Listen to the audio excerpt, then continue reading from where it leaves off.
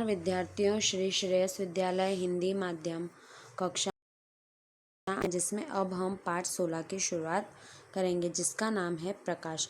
संसार को हम सब मुख्य रूप से अपनी ज्ञानेंद्रियों से जानते हैं। ज्ञानेंद्रियों में दृष्टि एक सबसे महत्वपूर्ण ज्ञानेंद्रिय है। पर्वत, नदी, पेड़, कुर्सी, मनुष्य तथा अन्य चारों ओर अन्य अनेक वस्तुओं को देखते हैं, जैसे बादल, इंद्रधनुष, उड़ते पक्षी, रात्रि के समय चंद्रमा, तारे। दृष्टि द्वारा ही आप इस पृष्ठ पर छपे शब्दों तथा वाक्यों को देख पाते हैं। आप क्या जानते हैं ये सब कैसे संभव? वस्तु को दृश्य कौन बनाता है? क्या कभी आपने सोचा है कि हम विभिन्न वस्तुओं को कैसे देख पाते हैं? आप यह कह सकते हैं कि हम वस्तु को नेत्र से देखते हैं, लेकिन क्या आप अंधेरे में किसी वस्तु को देख सकते? इसका अर्थ यह है कि केवल नेत्रों द्वारा हम वस्तु को नहीं देख सकते। किसी वस्तु को हम तभी देख सकते हैं जब उस वस्तु से आने वाला प्रकाश हमारी नेत्रों में प्रवेश करे। यह प्रकाश वस्तु को उत्सर्जित तथा परावर्तित करता है। अब आपने कक्षा 7 में यह सीखा था कि कोई पॉलिश किया हुआ चमकदार पुष्प पर दर्पण की भांति कार्य कर रहा है और दर्पण अपने ऊपर पड़ने वाले प्रकाश को धरती पर परावर्तित करता है। आप बता सकते हैं कि पड़ने वाला प्रकाश किस तरीके से परावर्तित होता है? आइए ज्ञात करें।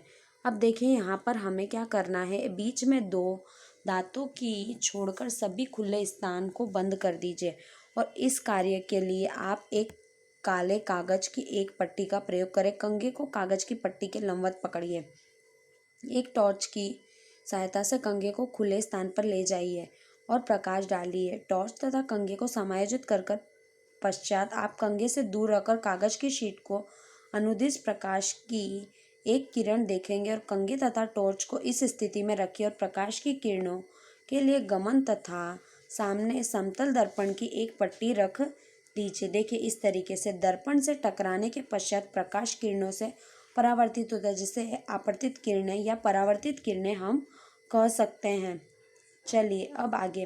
अपने मित्रों की सहायता से कागज पर समतल स्थिति में आपतित तथा परावर्तित किरणें दर्शाई गई रेखा खींचिए और दर्पण द्वारा कंघों को हटाइए और दर्पण के निरूपित करने वाली रेखाओं के जिस बिंदु पर आपतित होती है उसे दर्पण से टकराती है वो 90 का कोण बनाइए और एक रेखा खींचिए जिसे अभिलंब कह सकते हैं और आपतित किरणें अभिलंब के बीच में आपतन कोण कह सकते हैं और अभिलंब के कोण में परावर्तित कोण कह सकते हैं।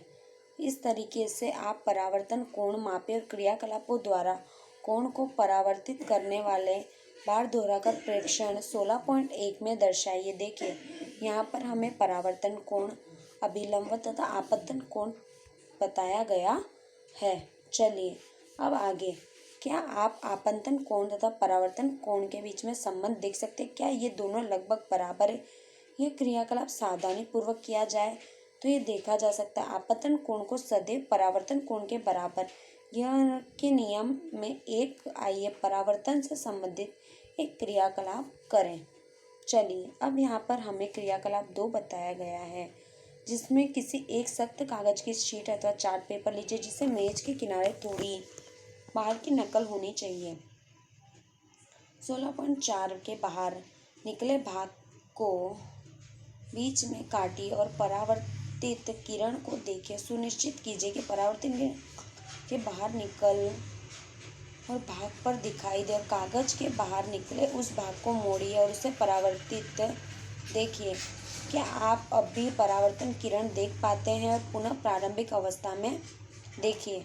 इस तरीके से मेज पर कागज की पूरी शीट फैला दीजिए और इसी तरह एक तल रूपित आपतित किरण, आपात बिंदु को अभिलंबवत तथा परिवर्तित किरण ये सभी तल में होते हैं और जब आप कागज को मोड़ेंगे तो यह नया तल बना देंगे और उस तल को आपतित किरण अभिलंब स्थिति में हम देख सकते हैं, परावर्तित किरण नहीं देख सकते। इसी तरीके से निर्देशित आपतित किरण, आपात बिंदु पर अभिलंबवत परावर्तित किरण सभी एक तल में होती है तथा पहली तथा भुजों के उपयुक्त क्रियाकलाप जो सूर्य प्रकाश के स्रोत में हमें देखने को मिलते हैं। कक्ष के बाहर किए आप भी प्रकाश के स्रोत के रूप में सूर्य का उपयोग कर सकते हैं। बुझो को यह याद आया कि उसने कक्षा 7 में दर्पण के बने किसी प्रतिबिंब के कुछ लक्षणों का अध्ययन किया था। स्मरण कीजिए, क्या प्रतिबिंब सीधा अथवा उल्टा था? क्या प्रतिबिंब साइज में वस्तु में बराबर था? प्रतिबिंब पीछे की दूरी दिखाई दी थी जितनी दूरी के दर्पण सामान में रखी हुई थी? क्या प्रतिबिंब पर्दों पर प्राप्त किया जा सकता? आइए निम्नलिखित क्रियाकलाप समतल दर्पण द्वारा प्रतिबिंब के बारे में अधिक समझे। चलिए, क्रियाकलाप 16.3। समतल दर्पण पी क्यू के सामने एक प्रकार के ओ रखा गया और दर्पण में ओ ए तथा ओ सी अर्पित हो जाता है, तो क्या परिवर्तित दिशा में पी क्यू के पृष्ठ पर बिंदु ए और सी लंबवत खींचे और ए सी के परावर्तित किरणों खींचे। इस पर कैसा खींचा जाएगा? ए बी सी डी निरूपित, इन्हें आगे की ओर बढ़ाइए, क्या मिलता है? इनके पीछे की ओर बढ़ाइए, अब क्या मिलता है? इसी तरीके से आई अंकित कर कर परावर्तित किरण ई पर रखिए। देखिए, इस तरीके से हमको खींचना है। फिर बी पी क्यू, फिर वापस हमें यहाँ पर ई अंकित किया, तो हमें क्या मिलता है? स्थिति किसी दर्शन के नेत्र बिंदु आई पर आकर प्रतीत होती है, क्योंकि परिवर्तित किरण वास्तव में आई नहीं मिलता बल्कि मिलती हुई प्रतीत इसी तरह बिंदु ओ पर आई प्रतिबिंब पर बनता है। अब आप कक्षा 7 में पढ़ चुके हैं कि प्रतिबिंब प्राप्त नहीं किया जा सकता है। आप स्मरण करेंगे कि दर्पण के वस्तु का दायां बायां भाग और बाईं ओर दिखाई देता है, जिसे पार्श्व परिवर्तन कह सकते हैं। नियमित तथा विसरित परावर्तन। कल्पना कीजिए कि चित्र 16.6 में अनियमित पृष्ठ पर समांतर किरणों को आपतित। याद रखिए, पृष्ठ के प्रत्येक बिंदु को परावर्तन नियम मान्य बिंदुओं पर परिवर्तन किरणों की रचना करने के लिए इन नियमों का उपयोग किया जाता है। क्या ये परावर्तन किरण एक दूसरे के समांतर है? आप पाएंगे कि यह एक दूसरे के पूरे भिन्न हमें देखने को मिलते हैं। विरासत परावर्तन।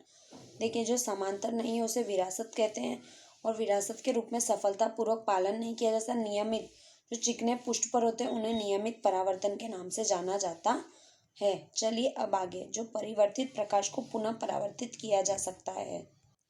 देखिए, पुनः परावर्तित करना। स्मरण कीजिए कि पिछली बार आपने किसी केश प्रसंधन के यहाँ गए हो और उसके आपको दर्पण के सामने बुलाए। बाल काट चुकने के पश्चात आपने पीछे की ओर एक दर्पण रखा।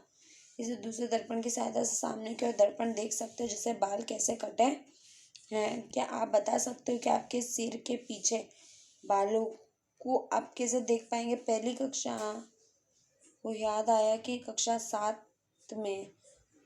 6 में विस्तृत क्रियाकलापों के रूप में एक पारदर्शी बनाया था, जिससे पारदर्शी दो दर्पणों के कहते हैं दोनों दर्पणों में परावर्तन वस्तु को देखने में योग्य कैसे बनाते, जिन्हें यह सीधा नहीं देख पाते। पारदर्शियों का उपयोग करके पन्नू, डिब्बियों, टोकों तथा बक्रों में छिपे सैनिकों द्वारा बाहर की वस्तु देखने के लिए किया जाता है। अब आगे, बहु प्रतिबिंब। आप जानते हैं कि समतल दर्पण पर किसी वस्तु का केवल दिखता है। यदि दो दर्पणों में संयोजनों में उपयोग करें तो आइए क्या होगा पता लगाते हैं। देखिए, दो समतल दर्पण लीजिए, एक दूसरे को समतल कोण बनाने के लिए रख दीजिए। किनारों पे आपस में मिले रहे, इसी तरह जोड़ने के लिए किसी टेप का उपयोग कर सकते। दोनों दर्पणों के बीच में सिक्का रखिए, सिक्के को प्रतिबिंब पर दिखाइए। अब टेप के किनारों को जिस तरीके से 45, 60, 120, 180 जोड़िए, उसी तरीके से वस्तु पर रखिए और प्रत्येक वस्तु बनाने वाले प्रतिबिंब की संख्या नोट कीजिए। अंत में दर्पणों में एक दूसरे के समांतर खड़े देखिए। अब देखिए कितना प्रतिबिंब बनता है। चलिए, क्या अब आप यह स्पष्ट रूप से कह सकते हैं कि केश प्रसंधन की दुकान पर आपने सिर के पीछे बाल कैसे देखे? एक दूसरे से किसी कोण पर रखे दर्पणों तथा अन्य प्रतिबिंब बनने वाले धारक उपयोगी बहुमूर्तिदर्शी के भांति भांति के आकर्षण पैटर्न बनाने के लिए किया जाता है, जिससे हम कैलाइडोस्कोप बना सकते हैं। चलिए यहाँ पे बहुदर्शी, तो बहुदर्शी के लिए हम इस तरीके का तैयार कर सकते हैं, जिसमें हम पेपर चार्ट लेकर बेलनाकार रखकर थोड़ी लंबी ट्यूब लेकर हम उसे दिखा सकते हैं। चलिए आइए अब हम आगे देखते हैं।